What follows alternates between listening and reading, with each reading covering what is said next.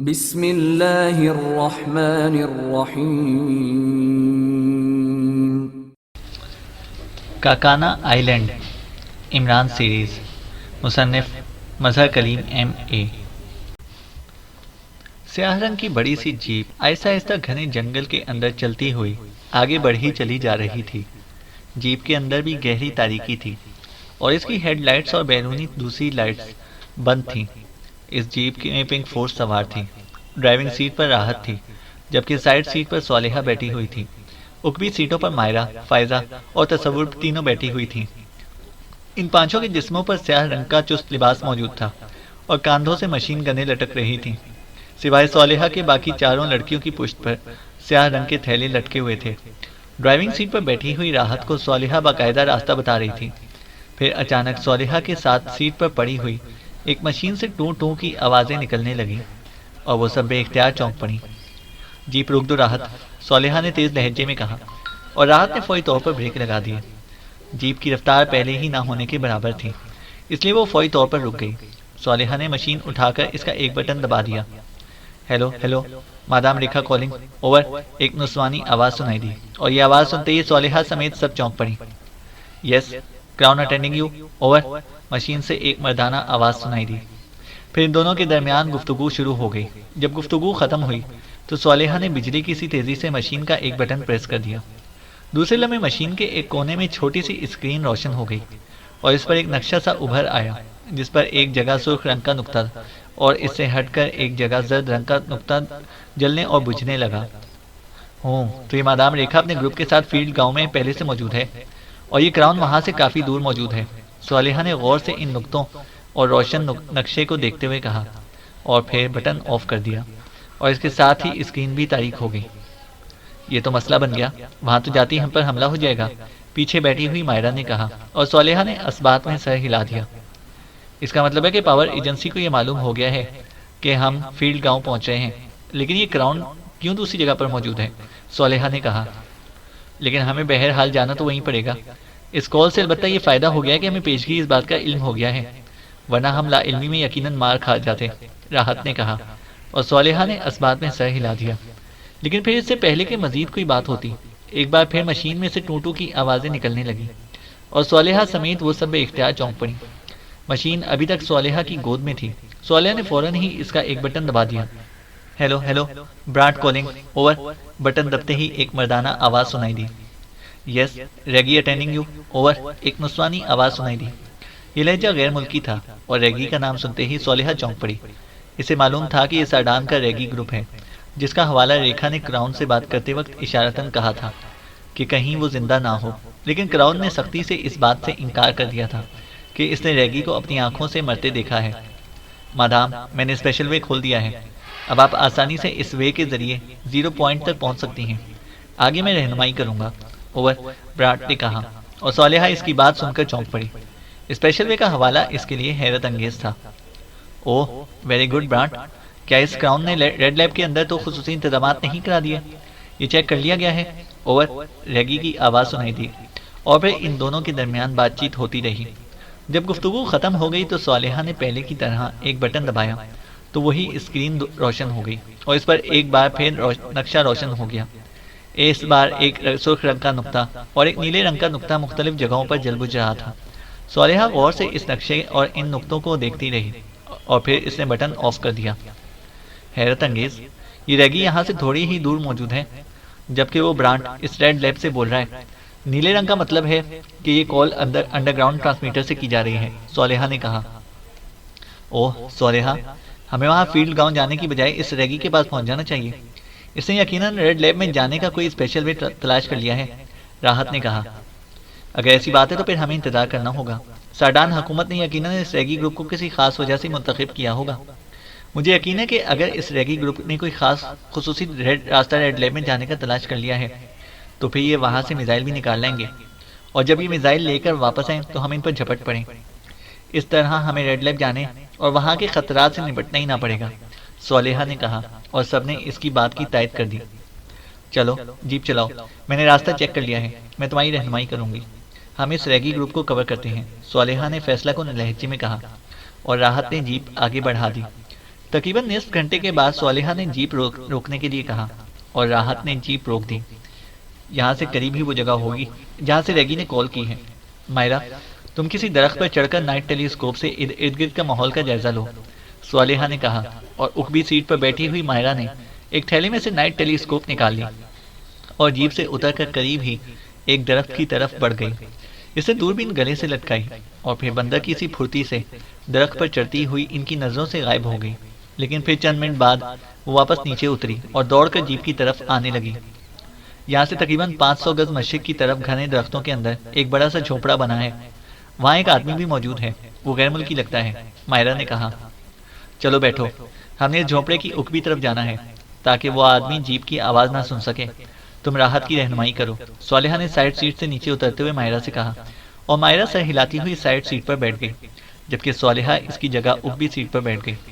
مائرہ کی رہنمائی میں راحت نے ایک بار پھر جیپ چلانا شروع کر دی، اور تھوڑی دیر بعد واقعی وہ گھاس پھوس کے بنے ہوئے ایک بڑے سے جھونپڑے کے عقب میں پہنچ چکی تھی۔ اب ہم نے گھاس میں کرولنگ کرتے ہوئے دونوں اطراف سے جھونپڑے کے سامنے جانا ہے جہاں وہ آدمی موجود ہے، لیکن جب تک میں اشارہ نہ کروں اس آدمی پر حملہ نہیں کیا جائے گا، صالحہ نے انہیں ہدایات دیتے ہوئے کہا، اور اس کے ساتھ ہی وہ دو گروپوں میں تقسیم ہو کر گھاس پھوس کے جھونپڑے کے دونوں سائڈوں سے ہوتے ہوئے آگے کی طرف بڑھنے لگیں۔ ایک گروپ میں صالحہ کے ساتھ مائرہ اور تصور تھی، جبکہ دوسرے گروپ کی انچارج راحت تھی اور اس کے ساتھ صرف فائزہ تھی۔ فرنٹ پر برآمدہ تھا اور ایک آدمی بڑے برآمدے کے درمیان ایک کرسی پر بیٹھا ہوا نظر آ رہا تھا، وہ بڑے مطمئن انداز میں بیٹھا ہوا تھا۔ دونوں گروپ برآمدے کے اونچے فرش کے نیچے رینگتے ہوئے آگے بڑھے چلے جا رہے تھے۔ اچانک اندر سے ہلکی سی گڑگڑاہٹ کی آوازیں سنائی دیں۔ اوہ، شاید مادام واپس آ گئی ہے، اس آدمی نے بڑبڑاتے ہوئے کہا، اور تیزی سے اٹھ کر وہ اندرونی کمرے میں غائب ہو گیا۔ اس کے اندر جاتے ہی دونوں گروپ تیزی سے سائڈوں کی طرف بڑھے۔ کیا ہوا مادام؟ ایک آدمی کی ہلکی سی آواز دروازے سے سنائی دی۔ وکٹری، ہم کامیاب لوٹے ہیں، ہم ایک کی بجائے 4 میزائل لے کر آئے ہیں، ایک نسوانی آواز سنائی دی۔ لہجہ مسرت سے بھرپور تھا، اور اس کی یہ بات سن کر صالحہ اور اس کی ساتھی لڑکیاں سب حیرت سے بے اختیار اچھل پڑیں، کیونکہ مادام ریگی نے اگر درست کہا تھا تو واقعی انتہائی حیرت انگیز بات تھی۔ وکٹری فور ساڈان مادام، وہی پہلے والی آواز سنائی دی۔ لہجہ مسرت سے بھرپور تھا اور اس کے ساتھ ہی کئی مردانہ آوازیں ابھری۔ اب بتاؤ روتھر، کوئی یہاں آیا تو نہیں؟ عورت کی آواز سنائی دی۔ نہیں مادام، یہاں کس نے آنا تھا؟ اس آدمی کی آواز سنائی دی۔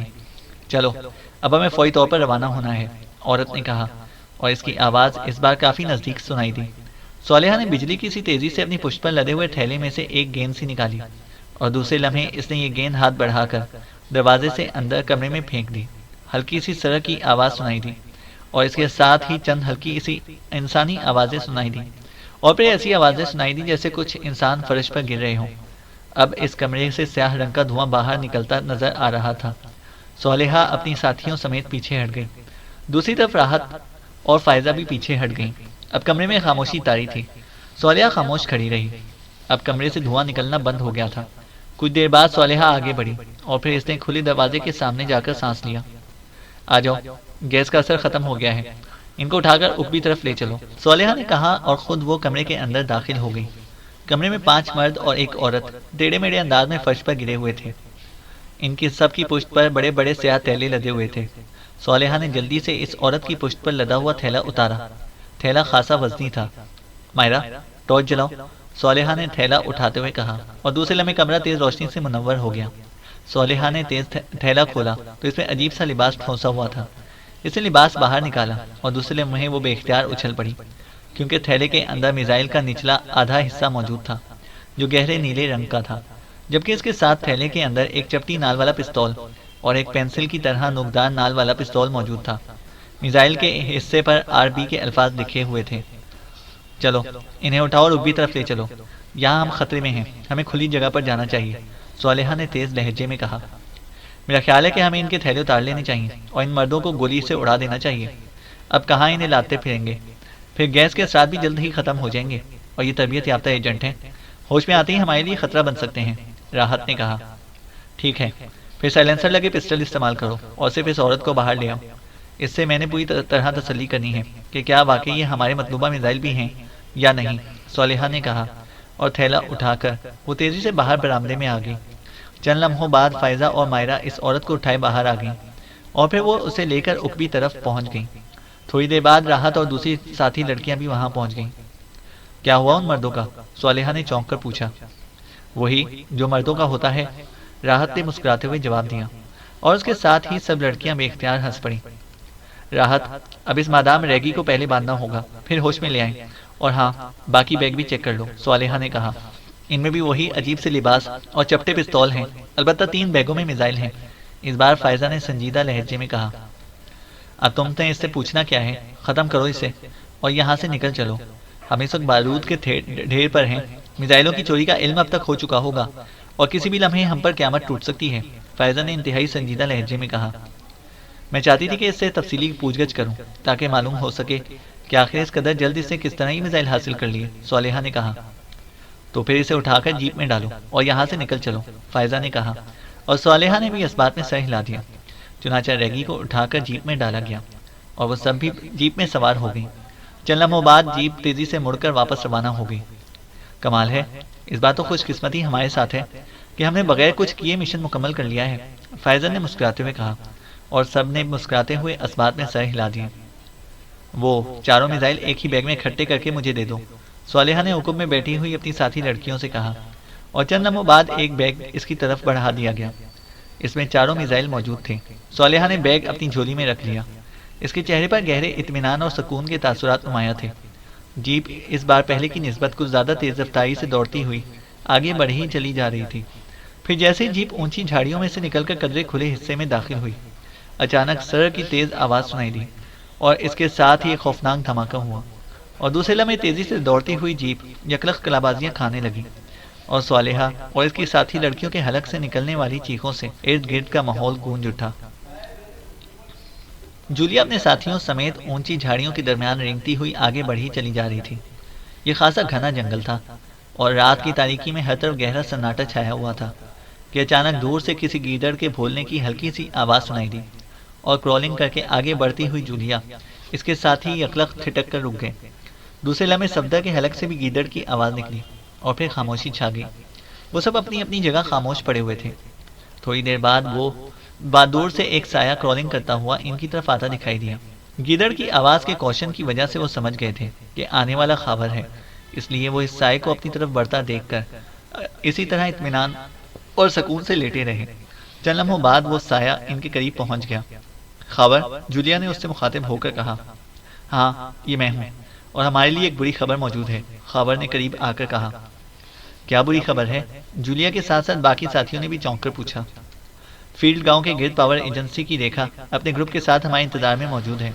وہ لوگ پوری طرح چوکنا بھی ہیں اور مسلح بھی، خاور نے کہا۔ کیسے معلوم ہوا؟ کیا تم قریب پہنچ گئے تھے؟ تنویر نے پوچھا۔ ہاں، میں نے ان میں سے 2 آدمیوں کی بات چیت سنی ہے، انہیں ہمارا اور پنک فورس کا انتظار ہے، اور فیلڈ گاؤں کا سردار کاسمیر بھی اپنے ساتھیوں کے ساتھ ان کی مدد کر رہا ہے، خاور نے جواب دیا۔ ان میں سے ایک کو اغوا کر کے یہاں لے آنا ضروری ہے تاکہ صحیح صورتحال کا علم ہو سکے، جولیا نے کہا۔ آؤ میرے ساتھ خاور، جولیا درست کہہ رہی ہے، تنویر نے کہا، اور خاور نے اس بات میں سر ہلا دیا، اور پھر وہ دونوں اٹھ کر جھکے جھکے انداز میں آگے بڑھتے چلے گئے۔ مس جولیا، صورتحال ہمارے لیے انتہائی تشویشناک ہے، اچانک کیپٹن شکیل نے جولیا سے مخاطب ہو کر کہا۔ کیا مطلب؟ جولیا نے چونک کر پوچھا۔ ہمیں صرف اتنا معلوم ہے کہ فیلڈ گاؤں کے درمیان ایک سرخ رنگ کا احاطہ ہے جس کا مالک گاؤں کا سردار کاسمیر ہے، اور اس احاطے سے ریڈ لیب کو راستہ جاتا ہے، اور بس۔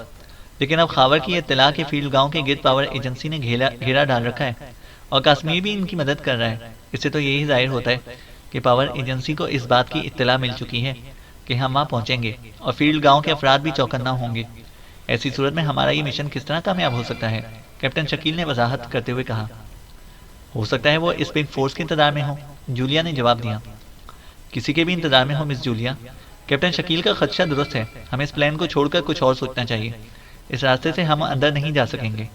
باہر اگر اس قدر سخت نگرانی ہو رہی ہے تو لامحالہ اندر اس سے بھی زیادہ سخت انتظامات کیے گئے ہوں گے۔ ہم نے تو یہ منصوبہ اس بنیاد پر بنایا تھا کہ کسی کو یہ معلوم ہی نہ ہوگا کہ ہمیں اس راستے کا علم ہو چکا ہے، صفدر نے بھی تفصیل سے بات کرتے ہوئے کہا، اور جولیا کے چہرے پر بھی گہری سوچ کے تاثرات پھیلتے چلے گئے۔ وہ اس وقت فیلڈ گاؤں کے کافی قریب تھے، خاور کو اسی لیے پہلے بھیجا گیا تھا تاکہ وہ حالات کا جائزہ لے کر انہیں رپورٹ دے سکیں، اور خاور کی واپسی پاور ایجنسی کی وہاں موجودگی کی خبر لے کر آئی تھی، اور یہ بات ان سب کے لیے حیران کن تھی۔ کیونکہ ان کے خیال کے مطابق تو فیلڈ گاؤں کے بارے میں صرف ان کو علم ہوا تھا۔ پھر تقریباً 20-25 منٹ بعد خاور اور تنویر ایک آدمی کو اٹھائے واپس پہنچ گئے۔ وہ آدمی بے ہوش تھا۔ دوسرے کی میں نے گردن توڑ دی ہے، تنویر نے قریب آ کر کاندھے پر لدے ہوئے آدمی کو فرش پر ڈالتے ہوئے کہا۔ یہ پاور ایجنسی کا لگتا ہے، اس لیے تربیت یافتہ آدمی ہوگا، اور یہ جگہ فیلڈ گاؤں سے نزدیک ہے۔ پوچھ گچھ کے دوران اس کی آواز اس خاموشی میں دور دور تک جا سکتی ہے، صفدر نے کہا۔ عمران کے اسٹائل میں پوچھ گچھ کرتے ہیں، گردن پر پیر رکھ کر، تنویر نے کہا۔ اس کی ہمیں پریکٹس نہیں ہے، اس طرح یہ مر جائے گا، معمولی سا دباؤ شہرک کچل سکتا ہے، اسے ہوش میں لے آؤ۔ پوچھ گچھ تو بہرحال کرنی ہی ہے، صفدر نے کہا۔ اسے اٹھا کر دور لے چلتے ہیں، جولیا نے کہا۔ ہاں یہ ٹھیک ہے، یہاں بہرحال خطرہ تو موجود رہے گا، صفدر نے کہا، اور تھوڑی دیر بعد وہ اس بے ہوش آدمی کو کاندھے پر اٹھائے واپس جا رہے تھے۔ کافی دور آنے کے بعد انہوں نے اس بے ہوش آدمی کو زمین پر لٹایا اور خاور نے آگے بڑھ کر اس کی ناک اور منہ دونوں کو ہاتھوں سے بند کر دیا۔ اب وہ اتنی دور آ چکے تھے کہ اب اس آدمی کے حلق سے نکلنے والی چیخیں پاور ایجنسی تک نہ پہنچ سکتی تھیں۔ چند لمحوں بعد وہ ہوش میں آ گیا اور پھر اپنے ارد گرد کھڑے افراد کو دیکھ کر وہ یکلخت بوکھلائے ہوئے انداز میں اٹھ کر بیٹھ گیا۔ کیا نام ہے تمہارا؟ جولیا نے سرد لہجے میں پوچھا۔ راجیش، اس آدمی نے جواب دیتے ہوئے کہا۔ ریکھا کے ساتھی ہو؟ اس بار صفدر نے پوچھا اور راجیش نے اس بات میں سر ہلا دیا۔ ریکھا فیلڈ گاؤں کے باہر کس کی منتظر ہے؟ جولیا نے سوال کرتے ہوئے کہا۔ پاکیشیائی ایجنٹوں کی۔ اوہ تو تم پاکیشیا کے ایجنٹ ہو، مگر تم پنک فورس تو نہیں ہو؟ کیا پاکیشیا سیکرٹ سروس کے لوگ ہو؟ اس بار راجیش نے سنبھلے ہوئے لہجے میں کہا۔ وہ اب ذہنی طور پر خاصا سنبھلا ہوا نظر آ رہا تھا۔ تم ان دونوں ایجنسیوں کے بارے میں کیسے جانتے ہو؟ جولیا نے حیرت بھرے لہجے میں پوچھا۔ مادام کو ان دونوں کا ہی انتظار ہے، راجیش نے جواب دیا۔ تمہاری مادام کو ان کے بارے میں کیسے علم ہوا؟ صفدر نے پوچھا۔ مادام کو سرکاری طور پر بتایا گیا ہے کہ اس بار مشن پنک فورس کے ذمہ لگایا گیا ہے، جس میں 5 لڑکیاں شامل ہیں، اور اس کے علاوہ پاکیشیا سیکرٹ سروس بھی یہاں آئی ہوئی ہے۔ تمہیں چونکہ مرد زیادہ ہیں اس لیے تم پنک فورس تو نہیں ہو سکتے، پاکیشیا سیکرٹ سروس سے ہی تمہارا تعلق ہو سکتا ہے، راجیش نے اطمینان بھرے لہجے میں جواب دیا۔ ہمارا تعلق ساڈان سے بھی تو ہو سکتا ہے، صفدر نے کہا۔ نہیں، اسے کراؤن گروپ ختم کر چکا ہے، راجیش نے جواب دیا۔ کراؤن اب کہاں ہے؟ کیا وہ بھی ریکھا کے ساتھ ہے؟ صفدر نے پوچھا۔ نہیں، وہ علیحدہ سیکیورٹی گاؤں میں ہے، مادام سے اس کا ٹرانسمیٹر پر رابطہ ہے، راجیش نے جواب دیا۔ سیکیورٹی گاؤں؟ وہ کہاں ہے؟ صفدر نے چونک کر پوچھا۔ مجھے نہیں معلوم، مادام کو علم ہوگا، راجیش نے جواب دیا۔ ریکھا کے ساتھ کتنے آدمی ہیں؟ صفدر نے پوچھا۔ 20، راجیش نے جواب دیا۔ ریکھا گاؤں کی کس سمت میں موجود ہے؟ صفدر نے پوچھا۔ میں کچھ نہیں بتا سکتا، جو کچھ میں بتا سکتا تھا میں نے بتا دیا ہے، یکلخت راجیش نے کہا، اور دوسرے لمحے جس طرح بجلی چمکتی ہے اس طرح وہ یکلخت اچھل کر تنویر اور خاور کے درمیان سے نکل کر بھاگنے لگا۔ اسے اپنے طور پر واقعی انتہائی پھرتی دکھائی تھی اور اس کا ایک ہاتھ تیزی سے جیب کی طرف بھی جا رہا تھا، لیکن دوسرے لمحے کھٹک کی آواز کے ساتھ ہی ارد گرد کا علاقہ اس کی چیخ سے گونج اٹھا۔ صفدر کے ہاتھ میں موجود سائلنسر لگے ریوالور کی گولی ٹھیک اس کی پشت میں گھستی چلی گئی تھی۔ وہ چیخ مار کر منہ کے بل الٹ کر نیچے گرا اور تڑپ کر سیدھا ہو ہی رہا تھا کہ کھٹک کی دوسری آواز کے ساتھ ہی دوسری گولی اس کے سینے میں گھس گئی اور وہ ایک جھٹکا کھا کر ساکت ہو گیا۔ اس کا ارادہ شاید خودکشی کرنے کا تھا، ورنہ اس جنگل میں بھاگ کر وہ کہاں جا سکتا تھا، تنویر نے کہا، لیکن صفدر تیزی سے راجیش کی طرف بڑھا۔ راجیش کا ہاتھ ایک کوٹ کی جیب میں تھا۔ صفدر نے اس کا ہاتھ تیزی سے باہر نکالا اور پھر جیب میں اپنا ہاتھ ڈال دیا۔ دوسرے لمحے وہ اور اس کے ساتھی بے اختیار چونک پڑے، کیونکہ صفدر کے ہاتھ میں ایک لوکیشن ویو ریڈیو کوشنر موجود تھا اور اس پر ایک چھوٹا سا بلب تیزی سے جل بجھ رہا تھا۔ صفدر نے جلدی سے اس کا بٹن آف کر دیا۔ اوہ، اس لیے یہ بھاگا تھا، اس کا مطلب ہے کہ یہاں کی لوکیشن ریکھا تک پہنچ گئی ہے، صفدر نے کہا۔ یہ تو ہمارے فائدے میں جائے گا، وہ یہاں آئے گی، ہم راستہ بدل کر فیلڈ گاؤں پہنچ سکتے ہیں، اس طرح سچویشن مکمل طور پر تبدیل کی جا سکتی ہے، تنویر نے کہا۔ تو سب اس کی بات سن کر چونک پڑے۔ ویری گڈ، واقعی تنویر کی بات درست ہے، اس بات کو ہم فیلڈ گاؤں پر کنٹرول کر سکتے ہیں اور ریکھا اور اس کے گروپ کا خاتمہ کرنے کے لیے استعمال کر سکتے ہیں، صفدر نے کہا۔ گڈ شو، تو ہمیں فوری طور پر ایک لمبا چکر کاٹ کر فیلڈ گاؤں کی طرف روانہ ہو جانا چاہیے۔ آؤ اس طرف، جولیا نے کہا، اور وہ سب راجیش کی لاش کو وہیں چھوڑ کر تیزی سے دائیں طرف کو بڑھتے چلے گئے۔ تقریباً 1 گھنٹے کے تیز سفر کے بعد جب انہیں دور سے فیلڈ گاؤں نظر آنے لگا تو وہ سب وہیں رک گئے۔ خاور، دوبارہ جا کر چیک کرو، ہو سکتا ہے ریکھا نے کچھ افراد یہاں چھوڑے ہوں، صفدر نے کہا، اور خاور سر ہلاتا ہوا اونچی اونچی جھاڑیوں میں سے ہوتا ہوا آگے بڑھتا چلا گیا، اور وہ سب وہیں رک گئے۔ تھوڑی دیر بعد خاور واپس آ گیا۔ میدان صاف ہے، میں گاؤں کے گرد چکر لگا آیا ہوں، کوئی بھی نہیں، خاور نے کہا تو وہ سب سر ہلاتے ہوئے آگے بڑھتے چلے گئے، اور تھوڑی دیر بعد وہ اس چھوٹے سے گاؤں کے اس قدر قریب پہنچ گئے کہ گاؤں کے مکان اور خاص طور پر وہ سرخ رنگ کا مکان اب انہیں سامنے واضح طور پر دکھائی دینے لگا تھا۔ ریکھا لامحالہ چکر کاٹ کر واپس آئے گی، اس لیے ہمیں اس کی طرف سے پوری طرح ہوشیار رہنا چاہیے، صفدر نے کہا۔ ہاں، جولیا نے کہا، لیکن پھر اس سے پہلے کہ ان کے درمیان مزید کوئی بات ہوتی، اچانک ایک درخت کی چوٹی سے سڑک کی تیز آواز انہیں قریب سے سنائی دی، اور پلک جھپکنے میں ہلکا سا دھماکہ سا ہوا، اور اس کے ساتھ ہی ان سب کو یوں محسوس ہوا جیسے ان کے ذہنوں کو کسی نے بجلی کے پوری رفتار سے گھومتے ہوئے پنکھوں سے باندھ دیا ہو۔ جولیا نے اپنے آپ کو سنبھالنے کی بے حد کوشش کی، لیکن بے سود۔ چند لمحوں بعد اس کے ذہن پر تاریک چادر پھیلتی چلی گئی۔ چینل کو سبسکرائب کریں اور بیل آئیکن کو پریس کریں تاکہ ہماری ہر اپڈیٹ آپ کو بر وقت مل سکے۔